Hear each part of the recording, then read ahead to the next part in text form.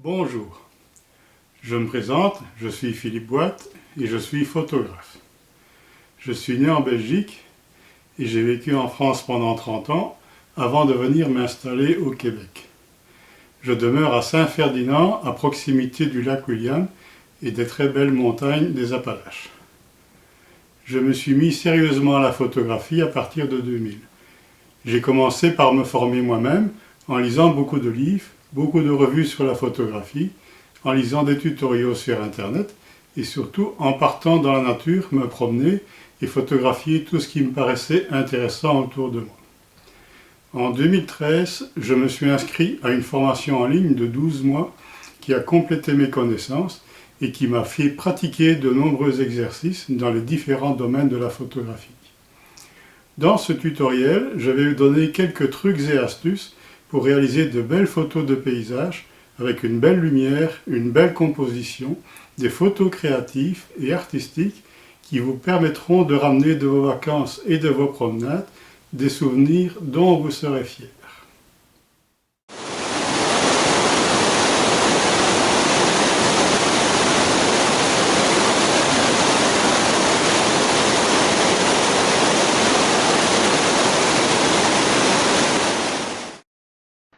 Pour commencer, je vais vous donner une petite astuce pour vous aider à développer votre œil photographique. Consultez des revues contenant des photos, peu importe lesquelles, des publications touristiques, des magazines, tout ce qui vous tombe sous la main. Regardez les photos dans ces revues et essayez de comprendre pourquoi certaines photos vous attirent. La beauté d'un paysage, sa lumière, la composition de l'image, tous ces éléments sont importants pour rendre une photo intéressante. Première partie, rechercher la belle lumière. La belle lumière se trouve souvent tôt le matin au lever du soleil. On peut aussi la trouver pendant un orage quand le soleil réussit à percer des nuages chargés de pluie.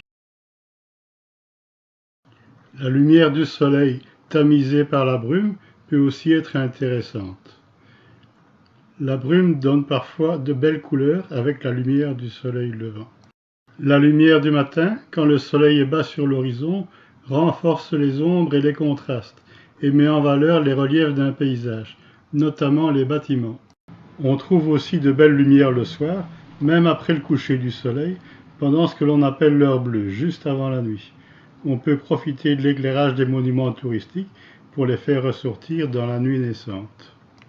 En journée aussi, il est important de savoir attendre la bonne lumière. Ici, le sujet est à l'ombre et la lumière est plate, sans relief. Mais si on attend une éclaircie, le sujet se retrouve au soleil, ce qui renforce les contrastes et les couleurs. Deuxième partie, attendre le bon moment. Un exemple, l'instant clé d'un lever de soleil. Installons-nous au bord du lac William quelques minutes avant le lever du soleil, dont nous connaissons l'heure en l'ayant relevé sur Internet. Lorsqu'il y a des montagnes dans le relief, il faut ajouter quelques minutes à l'heure officielle. Prenons des photos régulièrement au fur et à mesure de l'apparition du soleil. La bonne photo sera prise au moment où le soleil commence à poindre à l'horizon et où on peut voir ses premiers rayons dans l'objectif. Pour avoir un bel effet de soleil en étoile, il faut fermer suffisamment l'objectif, entre f16 et f22. Si on attend trop longtemps après l'apparition du soleil, on peut avoir des effets indésirables, apparition de reflets parasites dans l'objectif. Si le soleil est trop haut sur l'horizon, il va y avoir apparition de zones fortement surexposées sur la photo. De même, lors d'un coucher de soleil, il faut attendre le bon moment, juste à la disparition du soleil sur l'horizon. On peut aussi profiter de la lumière chaude du soleil levant qui éclaire une scène intéressante, comme ici ces bateaux de pêche aux belles couleurs dans un port. Troisième partie, la composition. Et tout d'abord, la règle des tiers. Faisons passer des lignes imaginaires aux tiers horizontaux et verticaux de l'image que nous voulons composer. Les points à la croisée de ces lignes sont considérés comme des points forts sur lesquels on conseille de situer un point d'intérêt de l'image.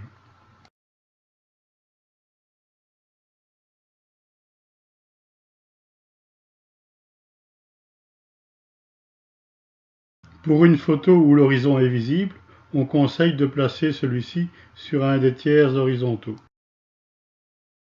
Cette règle n'est pas absolue. Dans certains cas, on peut placer l'horizon au milieu d'une image, par exemple pour souligner la symétrie d'un paysage et de son reflet dans l'eau. Ensuite, les lignes directrices ou lignes de force d'une image. Lorsqu'il y a des éléments linéaires dans une image, on peut s'en servir pour renforcer les lignes directrices qui entraînent l'œil de l'observateur dans l'image. On placera de préférence ces lignes directrices de gauche à droite et de bas en haut, qui est la façon naturelle de lire une image. Enfin, le premier plan. Pour éviter le vide qu'on trouve souvent au premier plan d'une photo de paysage, on peut rechercher des points d'intérêt sur lesquels l'œil va s'accrocher.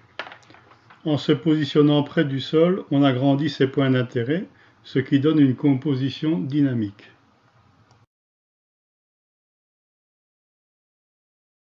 Quatrième partie, la créativité. Pour réaliser des images créatives, originales, on peut jouer sur la profondeur de champ. La profondeur de champ est la distance à laquelle l'image paraît encore nette. On règle cette profondeur de champ en jouant sur l'ouverture de l'objectif. Plus l'objectif sera ouvert, nombre f plus petit, plus la profondeur de champ sera courte. À f1,8, on a une faible profondeur de champ et le fond apparaît très flou. À f5,6, la profondeur de champ s'agrandit et le fond apparaît net sur une plus grande distance. À f16, la profondeur de champ est beaucoup plus grande et le fond apparaît net.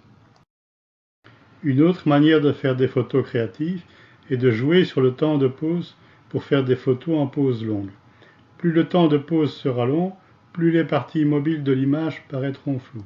Pour augmenter le temps de pause, on peut fermer le plus possible l'objectif, f22 par exemple, et aussi mettre un filtre neutre réduisant la quantité de lumière reçue par l'appareil. Un temps de pause de 3 secondes donne sur le cours d'une rivière des filets d'eau ressemblant un peu à des toiles d'araignée. Un temps de pause plus long, par exemple 30 secondes, donnera des filets très flous, sauf à certains endroits de la rivière où l'eau passe toujours au même endroit, comme les arêtes des rochers. Enfin, un dernier moyen de faire des photos créatives est d'y incorporer des éléments insolites, inattendus. Ici, un cormoran qui fait du rase-motte au-dessus du fleuve Saint-Laurent. Ici, une barque sur un rivage à sec à marée basse. Ça peut être aussi un personnage isolé qui a aussi l'intérêt de donner une notion d'échelle de grandeur pour le reste des éléments de l'image. On peut également utiliser un cadrage serré pour isoler des détails.